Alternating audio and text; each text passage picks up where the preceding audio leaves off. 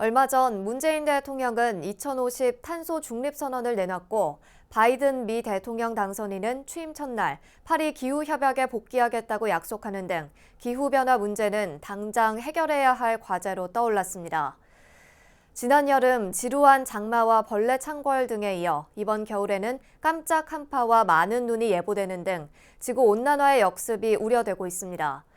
불교계는 텀블러 사용과 내복 입기 등 생활 속 실천을 통한 기후위기 극복 노력에 앞장서고 있습니다.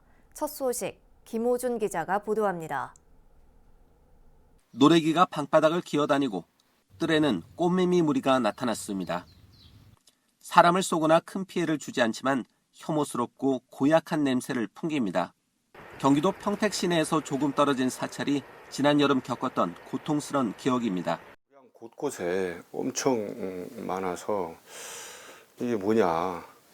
그리고 방으로도 막 기어 들어오는데 하룻밤에 100마리가 넘게 들어옵니다.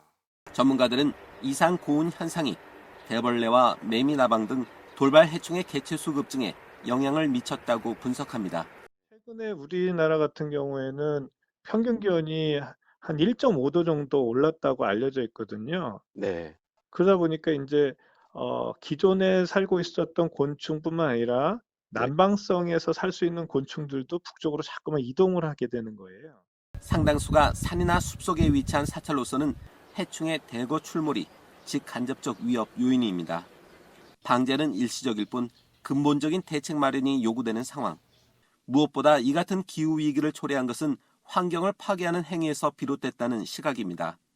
자연스럽게 살아야 자연인데 인공스럽게 살다 보니까 자연이 아름다울 수가 없다. 결국 인간에게도 피해를 준다. 뜨거워진 지구를 식히기 위해서는 대표적인 온실가스인 탄소 배출을 줄이는 것이 우선 꼽힙니다. 수송이나 발전 분야 등에서 국가 차원의 대책이 절실하지만 생활 속 실천을 통한 국민인식 개선도 요구됩니다.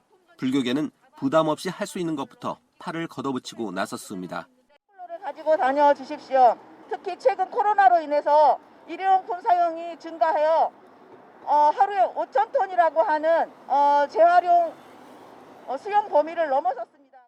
지금 추세대로 온실가스를 뿜어내면 7년 뒤 지구는 멸종의 위기를 맞이할 수 있다는 게 기후 환경학자들의 진단입니다.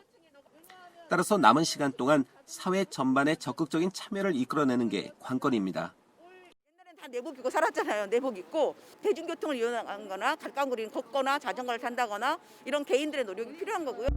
BBS 뉴스 김호준입니다.